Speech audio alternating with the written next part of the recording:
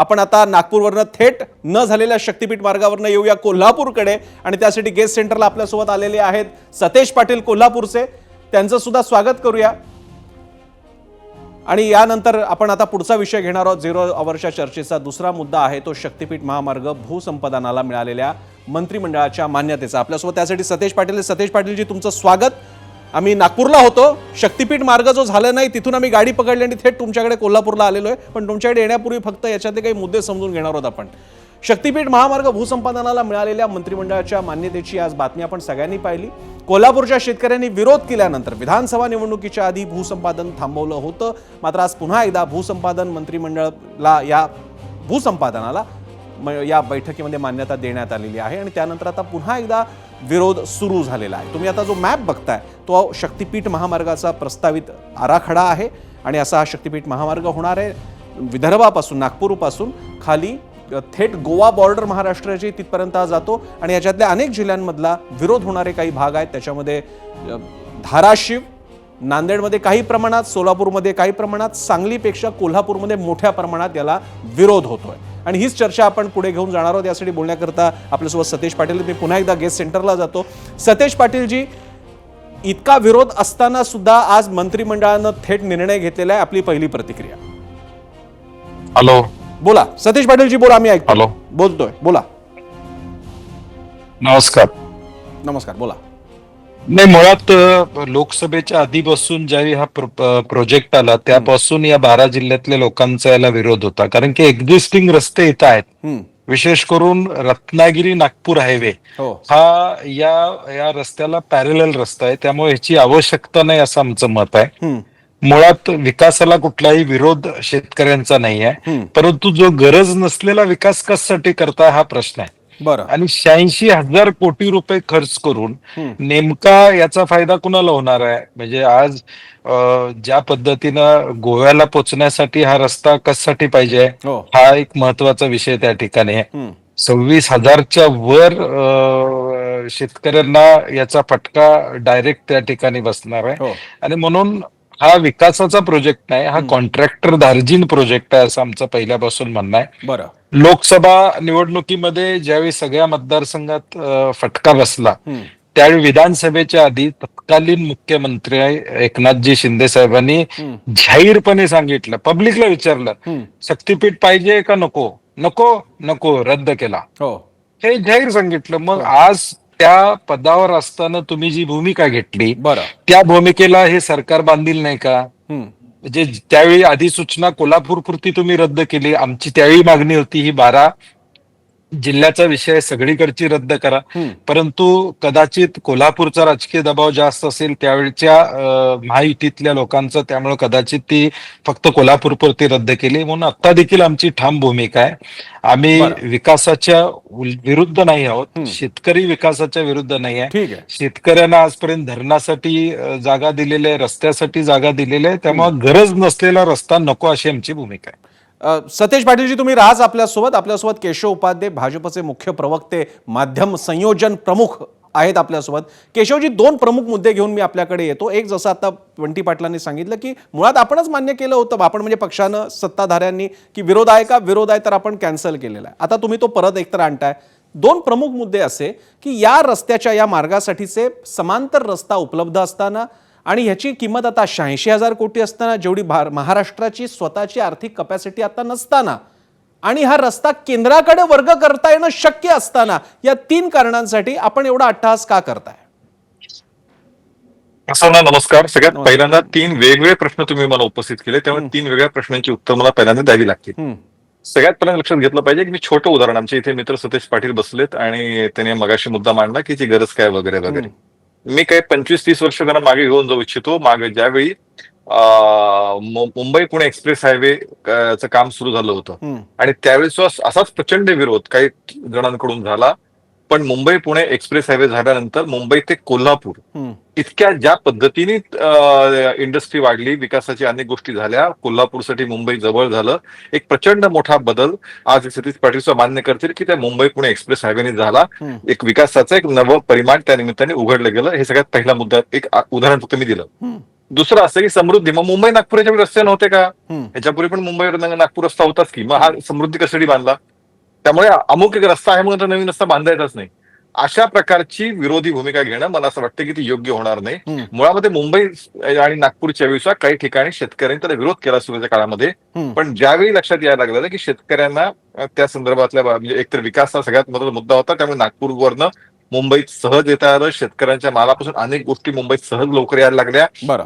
या सगळ्याचा उपयोग शेतकऱ्यांना झाला, शेवटी शेतकऱ्याच्या मालाला पण होतोय त्याचा उपयोग. हम्म. आणि आपण पाहतो की नागपूर मुंबई जवळ आहे हे त्यातलं बघतोय आपण. हम्म. आणि सुरुवातीला विरोध झाल्यानंतर शेतकऱ्यांनी, ज्या शेतकऱ्यांमध्ये गैरसमज मोठ्या प्रमाणात निर्माण केले गेले होते, हम्म. ते शेतकरी नंतर अक्षरशः त्यांनी स्वतःहून जमिनी दिल्या, किंबहुना आमच्या भागातनं तो रस्ता आल्याने केला पाहिजे अशा प्रकारचं विनंती पण त्या काळामध्ये होत होत्या. हा पण शेवटी बरं. रस्ता ठरलेला होता, त्यामुळे आल्याने प्रश्न नव्हता. बरं. दुसरं त्यातलं असं की ज्या आत्ता वादाचा विषय सध्या सुरू आहे, हम्म. ज्या 12 जिल्ह्यातनं हा रस्ता जाणार आहे, त्या 12 जिल्ह्यातल्या काही जिल्ह्यांमध्ये ह्याला विरोध होतोय. हे तितकं त्यातल्यात मोठा विरोध कोल्हापूर जिल्ह्यात नव्हतोय. हम्म. निवडणुकीच्या पूर्वी सुद्धा हे स्पष्ट सांगण्यात आलं होतं की या संदर्भामध्ये शेतकऱ्यांशी संवाद साधू, शेतकऱ्यांचे जे प्रश्न असतील, शेतकऱ्यांचे जे महत्वाचे मुद्दे असतील त्याच्यावरती चर्चा करू आणि त्याच्यानंतर अंतिम स्वरूप देऊ. हम्म. त्यामुळे आज ही मुळात रस्ता नको हे म्हणणंच मुळात चुकीचं. अमुक म्हणजे रस्ते शेवटी असं आहे की कुठल्याही देशाचं रस्ते किती उत्तम आहेत हम्म. ह्याच्यावर देशाचा विकास ठरत असतो. त्यामुळे जर एक मोठा रस्ता तयार होत असेल, एक बरं. शक्तीपीठ मार्ग तयार होत असेल, तर त्याला जाणीवपूर्वक विरोध करण्याचं कारण नाही. हम्म. प्रश्न शेतकऱ्यांचे जरूर असतील. आता त्या सगळ्या ह्याच्यातलं एक मोजणी संदर्भातलं सध्या फक्त संयुक्त मोजणी वगैरे एक सध्याचं काम सुरू आहे. हम्म. आणि ते जवळपास 100 गावांमध्ये ऑलरेडी झाले. आता 5 बरं. ठिकाणी बरं. ते राहिलेले आहे. मी त्यामुळे मी- मी केशवजी, असं मी तुमच्याकडे सरसकट आणखी एकदा येतो, कारण आपल्यासोबत 3 आहेत. राजू शेट्टी पण सहभागी झालेले आहेत. मी एक पहिला राऊंड घेतो, नंतर दुसऱ्या राऊंडला पुन्हा तुम्ही उरलेला मुद्दा पूर्ण करू शकता. त्यातला आपण एक मुद्दा मांडला होता, तो मुंबई पुण्याचा जो 90च्या दशकात झाला होता तो, पण त्यासाठीची प्रॉक्झिमिटी तशी होती म्हणून तो रस्ता झाला आणि तो पश्चिम महाराष्ट्राला बरोबर. जोडणारा होता. पण नागपूर कोल्हापुरी कधी मागणीच तयार झाली नव्हती, त्यासाठीची काही किमान बोलकी चर्चा सुद्धा कधी ऐकायला आली नव्हती. तुम्ही त्याबद्दल नंतर सांगाल. मी राजू शेट्टींकडे जातोय. राजू शेट्टीजी, कोल्हापूरमध्ये थेट विरोध असताना सुद्धा आज हा झालेला आहे. तुम्ही आज सरळ म्हणालेला आहात की गोफण घेऊन आता शेतकऱ्यांनी तयार राहावं ड्रोन पाडायला. इतकी टोकाची भाषा का? त्याचं कारण हा रस्ता हा कुणीही मागणी केलेला नसताना, हम्म. ना भाविकांनी मागणी केली, ना शेतकऱ्यांनी मागणी केली, ना मराठवाड्यानं मागणी केली, कुणीही मागणी केलेली नसताना हा रस्ता लादला जातोय. हम्म. आणि बरोबर. हा रस्त्याचा हा जो अवास्तव खर्च आहे, हम्म. त्या खर्चाच्या माध्यमातून किमान 50,000 कोटी रुपये काढायचे आहेत. हम्म. आणि त्यासाठी महाराष्ट्राच्या जनतेवर हा रस्ता लादण्याचा प्रयत्न होतोय. बरं. कोल्हापूर आणि सांगलीला या रस्त्यामुळे, कारण हा रस्ता 5 नद्यांना क्रॉस करतोय दक्षिणोत्तर, हम्म. आणि त्यामुळं या रस्त्याला असणारा जो भराव आहे त्या भरावामुळे महापुराचा धोका निर्माण होतोय. हम्म. आणि त्यामुळं याला आमचा विरोध आहे. आज आता मी ऐकलं की भूसंपादनामध्ये शेतकऱ्यांना भरपूर पैसे मिळणार आहेत. हे साफ खोटा आहे. हम्म. त्यांच्यामध्ये हिंमत असेल तर कुठल्या गट नंबरला किती क्षेत्राला किती पैसे मिळणार आहेत हे त्यांनी जाहीर करावं. समृद्धी महामार्गाला पैसे शेतकऱ्यांना जास्त मिळाल्यानंतर सरकारच्या पोटामध्ये दुखायला लागलं. त्यांनी अमेंडमेंट केली 2022 साली, आणि त्याच्यानंतर समृद्धीच्या तुलनेनं शक्तीपीठाला केवळ 40 ते 45% एवढीच रक्कम भूसंपादनापोटी शेतकऱ्याला मिळणार आहे. आणि सगळ्यात महत्वाचा मुद्दा म्हणजे सध्या कोल्हापूर ते नागपूर हा जो राष्ट्रीय महामार्ग आहे तो नुकताच राष्ट्रीय महामार्ग प्राधिकरणानं बांधून पूर्ण केलेला आहे. आणि तो पूर्ण केला असताना तो मार्ग आता एकूण आपल्या क्षमतेच्या केवळ 30%.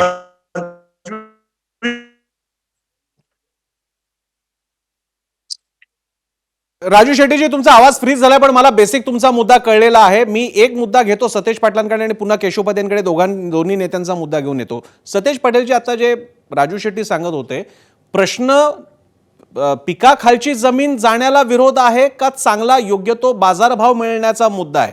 तो असेल तर निगोशिएशन्स वेगळे होतील. नाही, मुळात राजू शेट्टीजींचा म्हणण्याचा उद्देश एवढा होता की जे अपप्रचार केला जातो की मोबदला मिळणार आहे ते साफ खोटा आहे, हे त्यांचा सांगण्याचा प्रयत्न आहे. आणि मुळात विरोधच आहे रस्त्याला.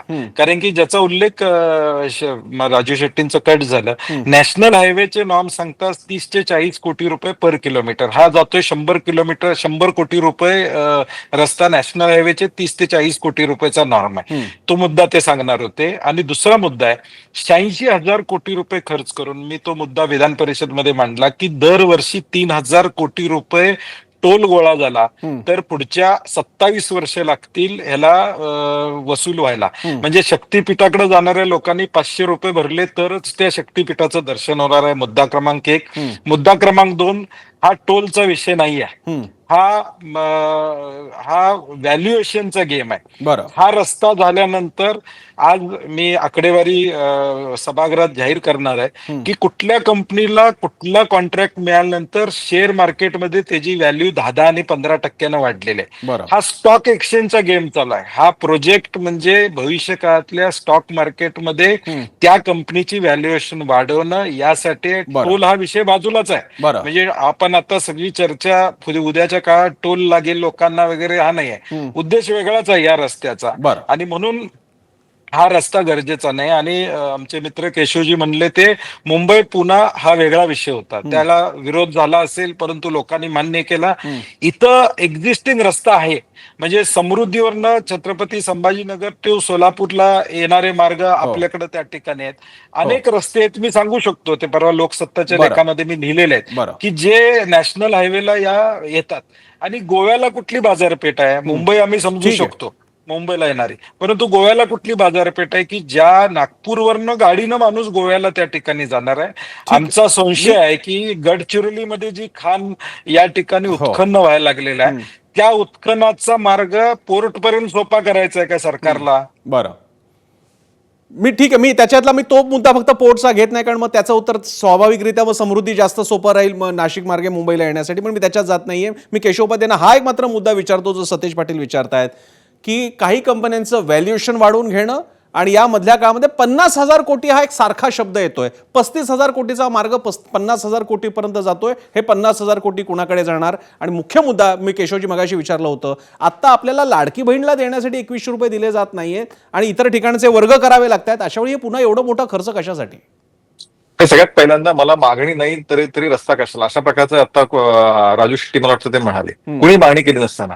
मग असं आहे की मी अनेक उदाहरण देतो. अगदी पहिल्यांदा ज्यावेळी मुंबई ठाणे लोकल सुरू झाली ती पण कुणी मागणी केली नव्हती. आजही मुंबईमध्ये ज्यावेळी अनेक ठिकाणी पहिल्यांदा मेट्रोच्या वेळी सुरुवातीला सुद्धा ही आपण घोषणा केली, त्याच्यानंतर विषय सुरू झाले. आज बाकी सर्व शहरात मागणी होती मेट्रोची. त्यामुळे अनेक किंबहुना मुंबई पुणे एक्सप्रेस हायवे मागणी कधी होती? मुंबई कोल्हापूर तेव्हाही होतात. शेवटी आपल्या राज्याचा पुढच्या भविष्याचा वेध घेऊन, भविष्यातल्या प्रगतीचे लक्ष घेऊन त्यानुसार राज्याची आखणी करायची असते, रस्त्याची आखणी करायची असते. त्यामुळे मागणीच नाहीये म्हणून रस्ता करायचा नाही, अशा प्रकारचं विषय करणं योग्य नाही. हे फारच सामान्य स्तरावरच आहे, पण ठीक आहे, मला काही आक्षेप म्हणायचा नाही. नंबर 1. नंबर 2, भूसंपादन काय आहे ना, समृद्धीला नंतर पैसे दिले गेले नाहीत. मुळामध्ये असं आहे की समृद्धीच्या वेळी सुद्धा एक त्यावेळी नियम केला गेला की ज्यांनी स्वतःहून जमीन, म्हणजे एकतर रेडी रेकनर किंवा त्या गावातले टॉपचे जे 50 व्यवहार आहेत त्याची सरासरी, याच्यापेक्षा ज्यांनी स्वतःहून दिलं त्याच्यात 5 पट आणि ज्यांची जमीन घ्यावी लागली त्याचे 4 पट, अशा प्रकारचा ज्यातनं समृद्धीच्या शेतकऱ्यांचा पुरेसा एवढा खर्च आता समृद्धी झाला. केशवजी हे सांगा, या खर्चाची आता गरज आहे का? या क्षणी 50,000, 88,000, 83,000 कोटी आणणार कुठून? एक मिनिट त्याचं उत्तर देतो.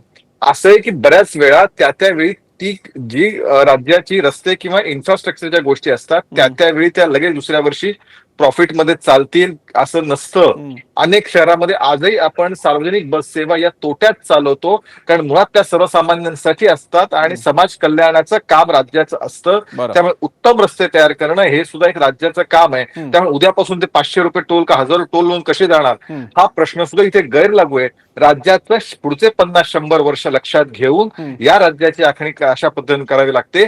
समृद्धीवरती अशी जोर प्रचंड टीका झाली, पण जे टीकाकार होते त्या समृद्धीचं कौतुक करतायत आणि हेच मुंबई पुणे एक्सप्रेस हायवेच्या वेळी पण घडलं होतं, कारण मी त्या सगळ्या प्रसंगाला साक्षीदार आहे. त्यामुळे केवळ टिकेसाठी टीका. आता याला प्रश्न मगाची काय, कुठल्या तरी कंपनीचं व्हॅल्युएशन, मला असं वाटतं कुठल्या कंपनीचं व्हॅल्युएशनशी राज्याला काय, राजकीय नेत्यांना काय देणं घेणं आहे? असं आहे की ज्या पद्धतीने ओपन टेंडर मध्ये जर ते कोणी येत असेल आणि ओपन टेंडर मध्ये मान्य नसेल तर प्रत्येकाला, आता आपण नुकतेच ते प्रकरण बघितलं, हायकोर्टाने एक टेंडर नाकारलं, रद्द करायला लावलं. त्यामुळे सुप्रीम कोर्टाने हे रद्द करायला लावलं.